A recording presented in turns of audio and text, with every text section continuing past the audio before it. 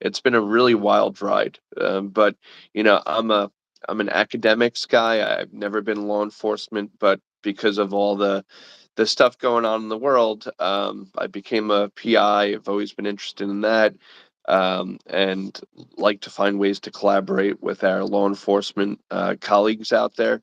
So I'm constantly in touch with them, and it's really a wonderful network of people out there. And it's been a wild ride for me career wise.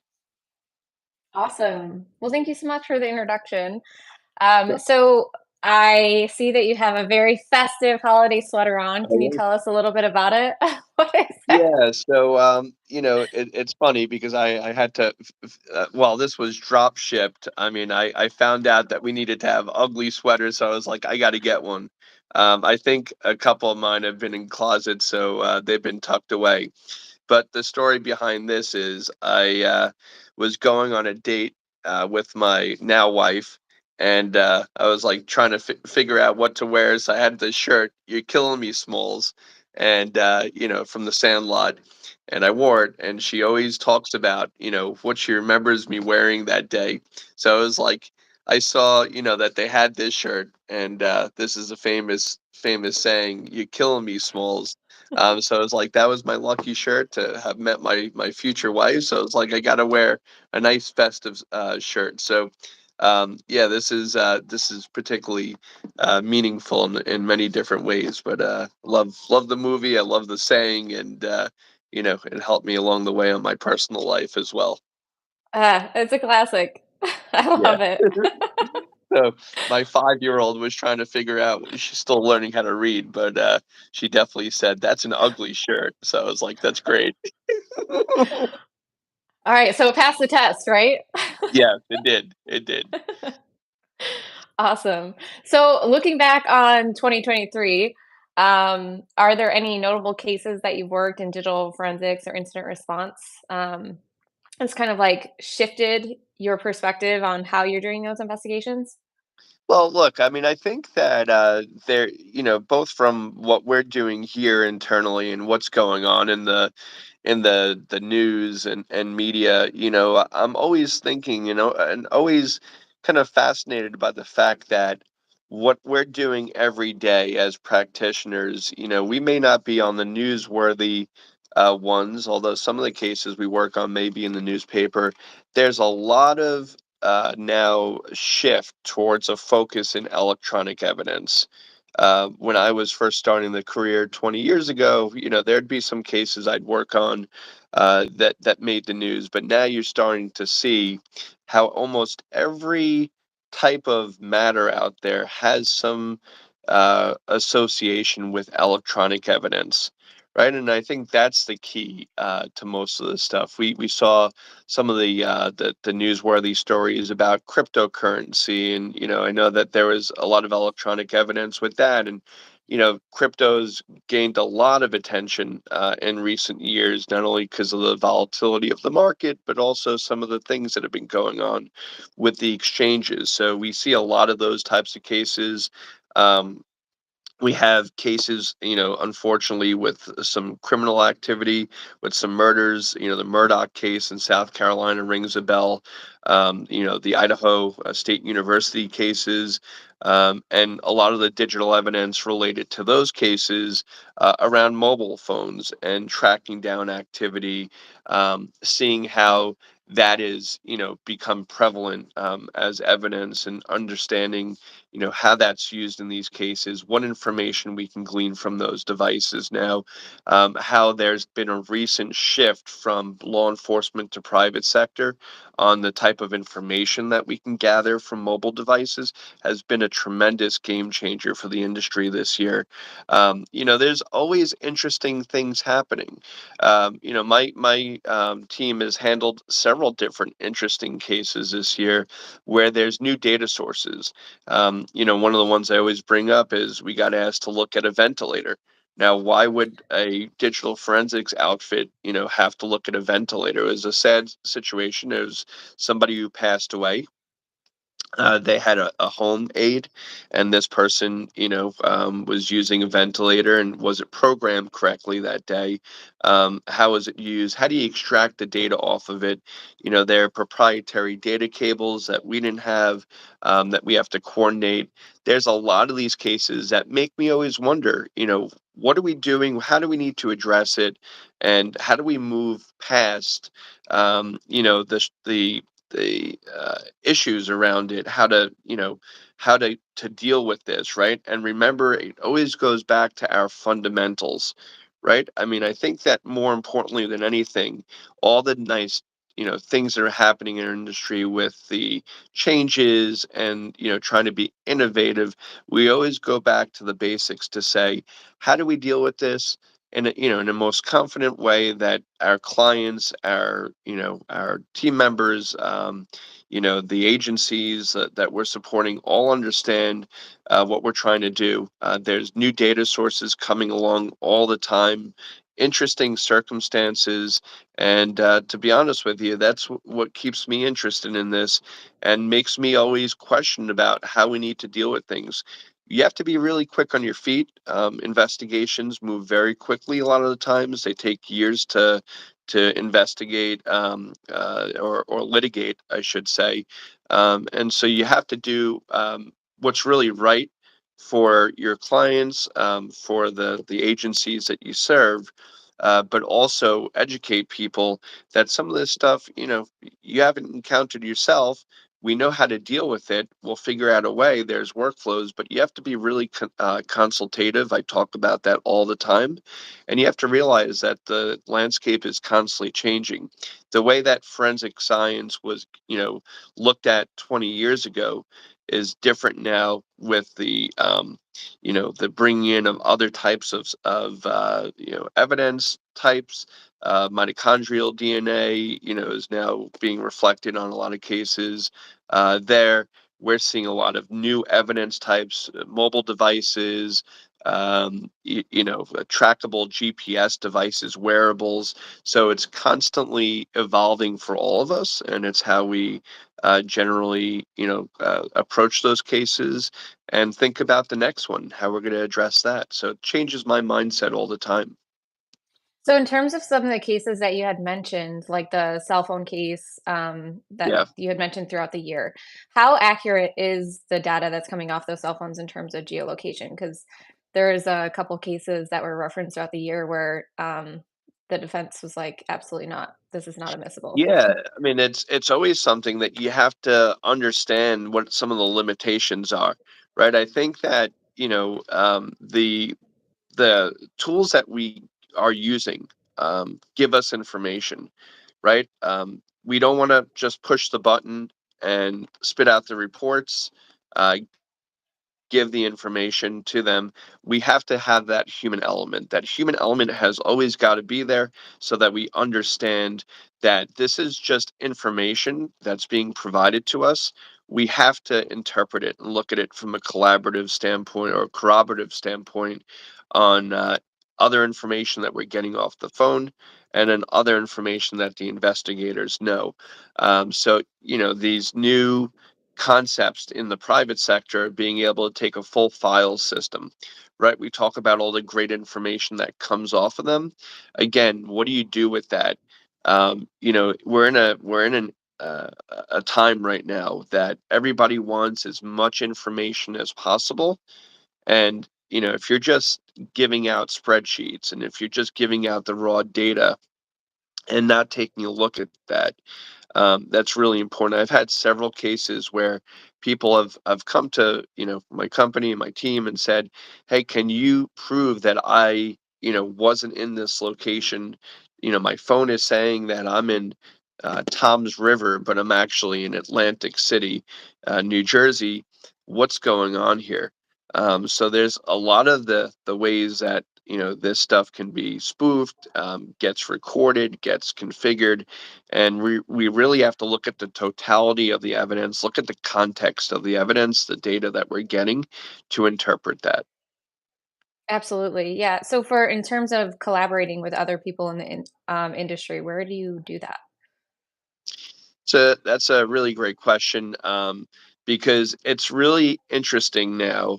When I first started, there were several different data sources, right? There was phones, um, there were not phones so much, but there were computers, email, and network data. Phones started coming in a little bit later with the Blackberries and things like that, right? I mean, I think that you have to look at where we've come right now. And to be honest with you, boots on the ground is heavily relying on not only their colleagues, but also the vendors out there. And you know what?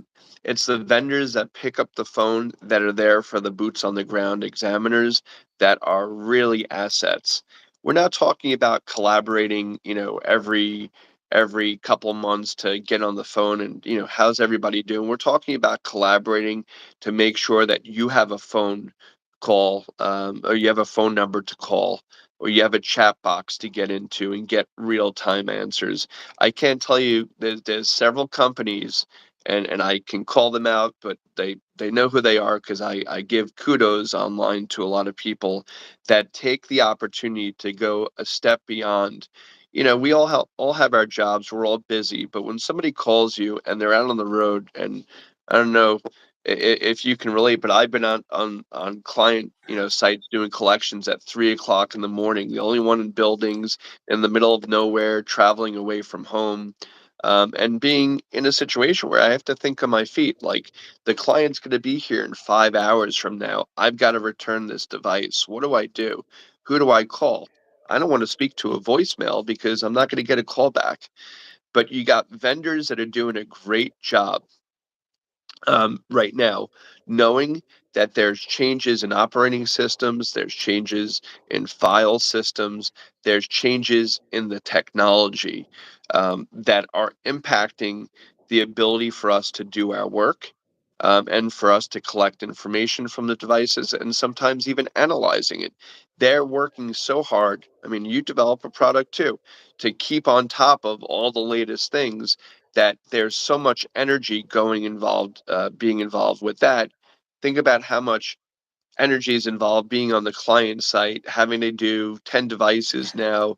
You may have a couple people, and really it's about who's there. So, collaboration in the industry, by way of vendors, networking. I was just at a networking event yesterday in Philadelphia. I'm traveling all around, meeting other experts, taking the time to really just see what others are dealing with out there, because although I'm in private sector, some people may be in private sector too. The public sector is dealing with this too. Law enforcement has similar challenges than private sector. We're all trying to stay ahead of all the things that are out there. And if you don't collaborate and have a very extensive network, it's going to become more and more difficult sometimes to deal with the issue at hand in a very quick time period. Yeah, just to kind of talk through some of the vendor stuff that you were speaking about and support. When I was in the fields, I would always call whoever my rep was if I needed something there. And it was sometimes in the middle of the night. But as a community, I think that it's really important. And the support that I received from those vendors has now carried over into ArtPoint, right? I want to make sure that I'm picking up the phone or answering that email or text message as soon as they need something rather than waiting till the next business day whenever I'm available. Yeah. So, If um, somebody's reaching out to you, there's a reason why. But I will tell you how much of a difference that makes, right?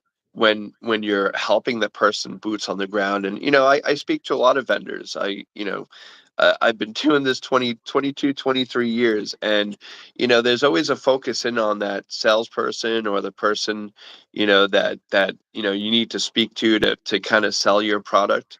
The people boots on the ground are the people that really know that the vendors out there pulling their strings. The nicest thing is when a vendor listens to what you have to say and is working on patches right away. And I can tell you a number of companies, and I've touted them over and over again for the responsiveness and the ability to shift gears from what they're doing during the day, answer those phone calls, do it in a very efficient way for them. There are people that live in California that are answering emails at 6 in the morning because they understand how crucial this stuff is and how it could be like what it could be like to be that person right now, being in that predicament. Absolutely, and we're all in it for the same reasons, right? The greater Yes, good, so that's yes. important. So, speaking of patches and updates and stuff along those lines, is there a specific area in DFIR where we should be focusing our research on that you're seeing? Absolutely. First off, I think that crypto, everybody should get familiar with it. I think that that is something that, it's a volatile market, but there's a lot of things going on in that area. AI, I did a whole panel with others in the industry yesterday dealing with Chat GPT. I haven't written about Chat GPT yet because everybody else is writing about it. I'm waiting for that one thing that is going to really pique my interest to write about. But the Chat GPT, the trust but verify information. What information is being put up there? How secure is it? How are people using it? IoT is really huge as well. There are robots and other types of devices that are entering our homes that are actively listening, that are, part of our day to day, that are very important. That if we know how to get information off of these devices, they can be very, very effective. It always is mind blowing to me that, you have to kind of go back into your settings on some of these devices and you can actually hear your captured voices or my kids voices for Alexa. That's always been interesting. I can listen to my kids voices 2 years ago as opposed to now and hear how their speech is improving and how what questions they were asking, see what piques their interest on those Alexa kids devices. Think about that from an investigative standpoint, right? Yeah. You have a lot of things that can be assisted in investigations and information that's being captured on from those devices. A lot of things happening in the cloud.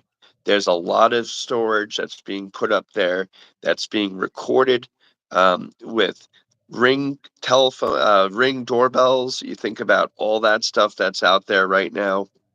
You have community alerts that are happening from communities where everybody can look at what's happening in 3 miles of their home, and all this stuff that's happening. Smart technology in the home. I always laugh and I bring my wife up whenever I'm getting asked about IoT because we got a new washer and dryer, and every time I see that notification on my phone that the washer, actually, it just did it right now. LG, LG um, just told me that a cycle just ended. How many cycles we have in the house for 3 kids. This is a type of technology that, although it's very convenient, where's this data being stored? How do we get access to it? Um, Things like that. It's getting more and more interesting. I was talking about this to somebody last night that we have all these monitoring devices. Think about the devices that look at your health, right? And you have the Peloton and you have all these things that you connect up to. Well, what if, God forbid, somebody gets a medical event during using one of these devices, and maybe they were using a setting, a quick setting, is that going to prompt litigation? Is that going to tell you, how somebody's heart rate was being impacted? The EKGs that you can do now, the blood pressure monitors, all these things that are beyond just the GPS monitoring, and how that can be used to improve health monitoring and what's happening before an event is so important. There's so many cases that we're working on right now with even accidents. What's happened? What was the person doing prior to the accident? Were they distracted? All these things that are being part of cases now.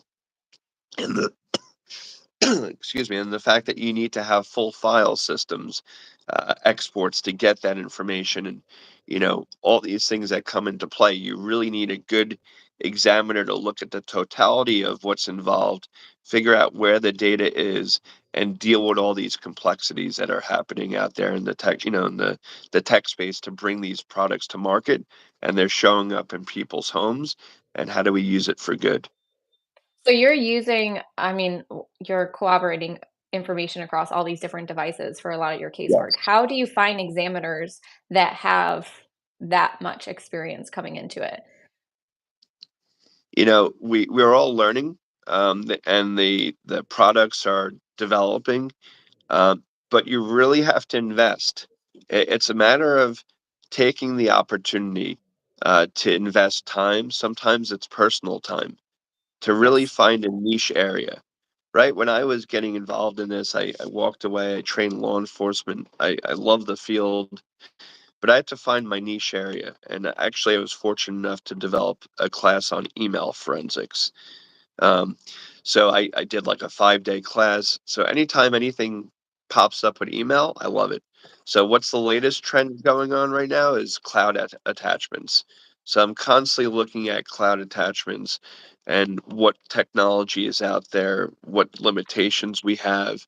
That you have to find something that piques your interest. I mean, once I, moved on from email, it was wiping utilities and understanding, what are the algorithms that these wiping utilities use, and how can you see whether or not that was leveraged on a computer, and what artifacts does it leave, what traces does it leave.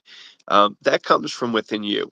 That's not going to be so much a direction that you're going to say, oh well, my next thing is I want to go and study crypto and hope that my next company is going to have all these things. Our own passions sometimes get brought into where we go and work, because they're going to say, Rob, what's your specialty? What do you like to do? And then you help develop a service. I can't tell you how many services that I've had the privilege of being able to start here because of my own interests, and being able to, bring that to my team. And we have people on my team that are coders, and they're doing exceptional work on projects, and we're able to implement their sets into the work. I have very detail oriented people, so heavily on doing screen shares and documenting processes.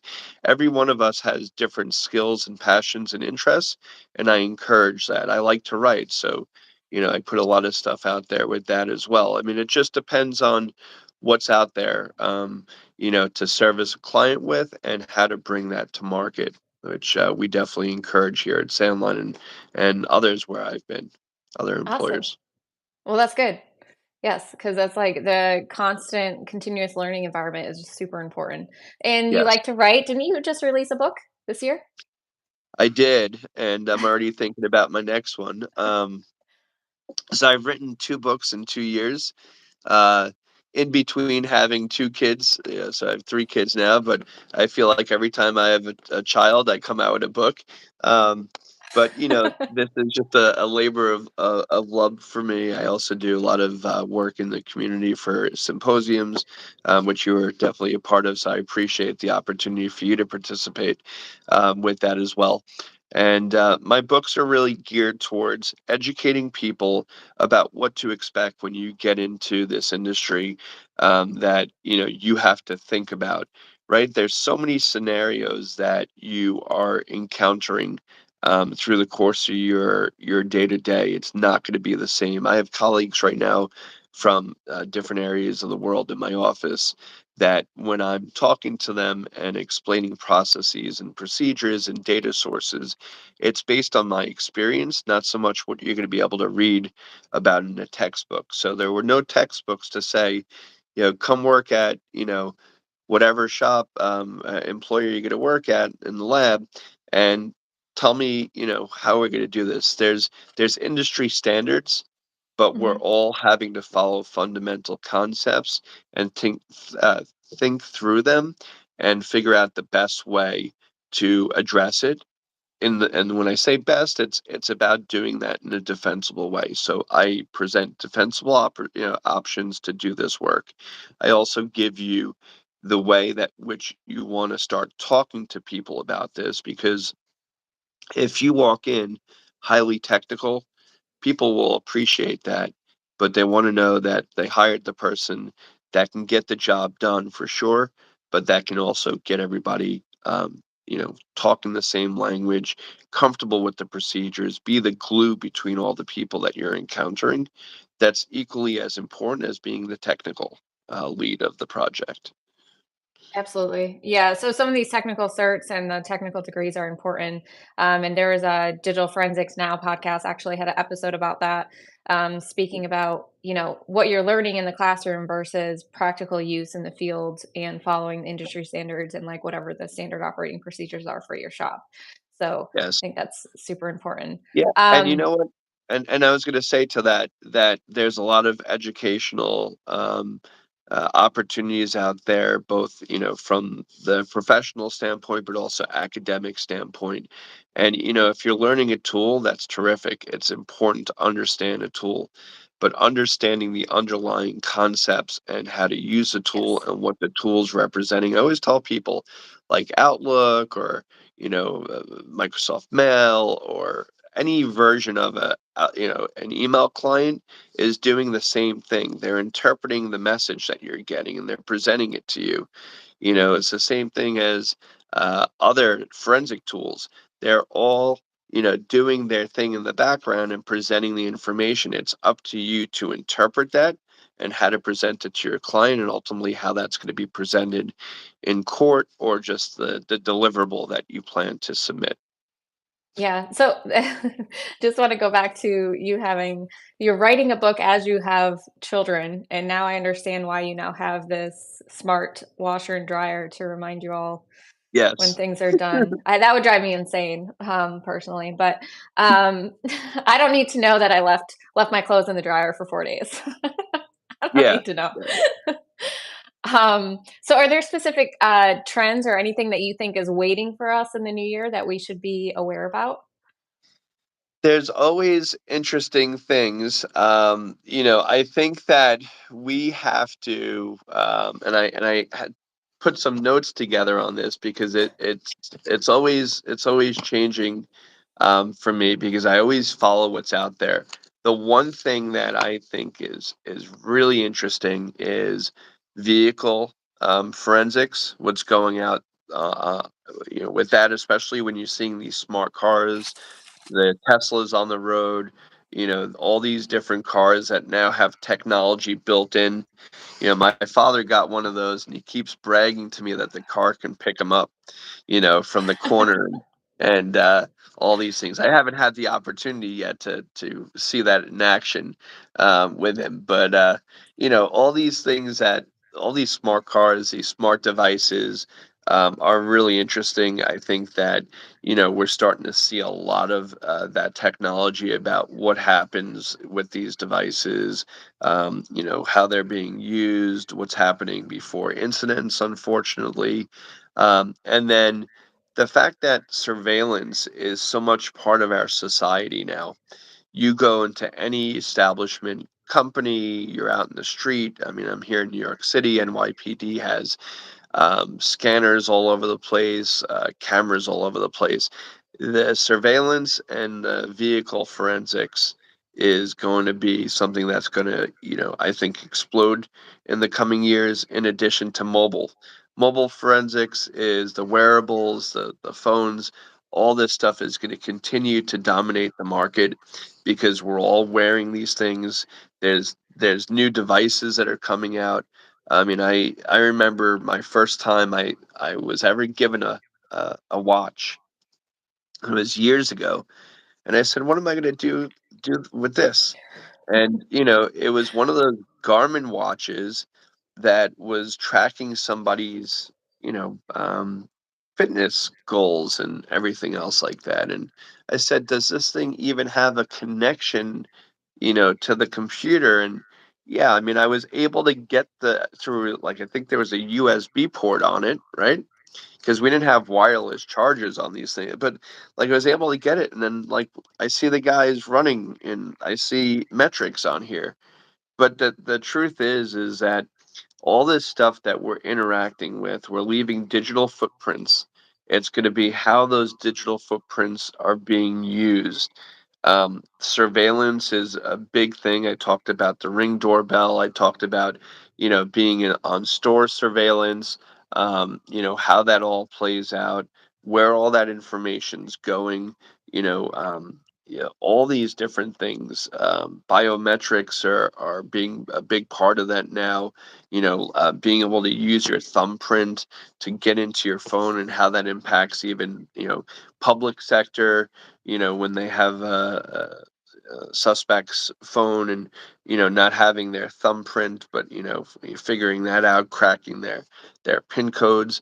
I think the mobile space is going to continue to dominate into 2024. There's been a big shift now into targeted collections. I saw Jessica's comment about the context. That's huge for me because there's been so many cases where people go for targeted stuff and then they're like, well, what about this? And you're like, oh, well, now we got to go back. I didn't, preserve that because that wasn't the ask. You were very adamant that you wanted only the text messages from this date between these two people. And I didn't get that because that was a specific ask. So people really have to think about context in whatever they're choosing to take a preservation or collection of, as we're pursuing these new technologies. And there are a lot of new technologies too that we haven't had to address yet. I always talk about these new environments that a lot of companies sign up to. A lot of companies now use Slack, for example, and Teams, and it's how to get the data out of them.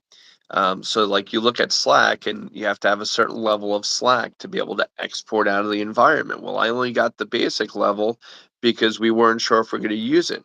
Now, to upgrade to that next level where you need to get data out is a hefty cost. Think ahead about how all this technology is going to be used in your home, in your professional environments, and think about that. It's easy to get a lot of this data up. It's more difficult to get it down, to export it, and all the impacts that can be. That can be related to that essentially when you're on a timeline, and we all know it. We get these requests. I needed this done yesterday, last week. It's up to you now. I'm going to hire you. Now this is becoming your challenge. You're the technical, you're the tech guy. Tell me what I need to know. And sometimes those are tough answers to give because it's going to take time. A Google Gmail collection, I have no control. If I was on premise 15 years ago, I'd be able to tell you a little bit about it based on your USB connection, the technology on the computer. Now, I may get throttled by Google. So all these things have considerations that are really important to consider. Yeah, not only are you learning these technologies, but then you have to educate your clients, right, on what's That's being right. collected, what's stored, what you have access to. I think a lot of digital forensic analysts, when they're going into the field, especially new, aren't aware that sometimes you're talking to non-technical, individuals who are receiving your reports and need to understand why certain data wasn't available. Yeah, and you have to set those expectations right away. You got to vet your clients. You got to understand where things are in their environment. You have to look at all the different technology that they use. You can't just expect that you're going to walk in and you're going to just deal with what they tell you. I can't tell you one of the funniest cases I ever had from it wasn't funny at the time because I was just like, hey, I was down in California and I was okay. I'm going to be catching my flight soon. Well, the CEO of this company walked in. My goal was to take two cell phones from the guy. He went back after giving me two cell phones, came back with like five more cell phones. And it was just like, you know, Classic. um, and it was just like, okay, I'm going to be here for a little bit while longer. And I've had to go to stores in the middle of nowhere to go buy extra pairs of clothes, had to make special arrangements to stay extra. But really, the reality is you don't know what you have because it's no longer the days of being able to have a itinerary for your trips. It's what else are people finding, and what's relevant. And sometimes you have to work really closely with everybody and be that glue, like I said, even to the legal teams. What type of technology is this? What's stored on there? Where could it exist elsewhere? You have to be a consultant more than anything right now than a technologist because you have to know how to tell your client the best information for them to walk away with everything. I remember one case I went on that, I've had extensive relationship with this company, and I was working there, and they wanted to find, we finally got to some people's computers, and we were dealing with email all the time, and we were going straight to the source. And then one day, going to the email server, and somebody has a computer, and I'm doing like, command to net use command to see, what's going on in their machine, where things are mapped to, and then a drive letter comes up, and everybody's like, "Well, what's a archive on the Z drive?" Right? And turns out like everybody has a backup of their PST files on this archive. Well, that's a completely different data source than just the email server. And so that that volume was extensive, and it was like people don't know what they don't know, and sometimes you have to really be that person. And if I didn't say like, hey, I found some additional data out there, can you imagine how much data would have been out there that wouldn't have been collected, that wouldn't have even been known about? um, that sometimes a forensic practitioner really needs to be seasoned to be able to go out there, recognize these challenges, and speak up about it and do what's best to help their clients. Absolutely. Couldn't agree more. I have showed up to a lot of different sites where there's supposed to be 1 device or 2 devices and there's 6. And That's right. then they're nothing what was reported to be expected.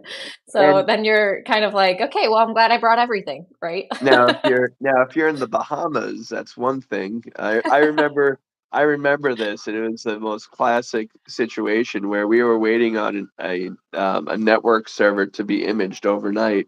It was going to come in the next day. It was great. Well, in the middle of the night, the machine rebooted because it was 2 a.m. It was a typical Microsoft reboot. And so the process stopped. I'm like, oh, great. I'll be here for another day now. And that was just something like, we try to do and prepare for everything. Sometimes things aren't always, thought about. But the thing is, if you have the experience and you go in and you use that experience, use that consultative edge, with all the experience that you gain over time, you're able to be in a better situation. Again, do things a lot more proactively and efficiently, because those deadlines are always looming. And people don't want to hear about all the technical issues. They just want to know that things are in motion. And, Right. when collaborative, we have to be on the same page. We have to our experience and our smarts in doing the best outcome. Absolutely. No, couldn't agree more. So, all right. Well, thank you so much for being on the show. I really appreciate it. You even have a festive, coffee mug. I do not. I just have my Yes. little Yeah. Groot. Can you see the whole thing?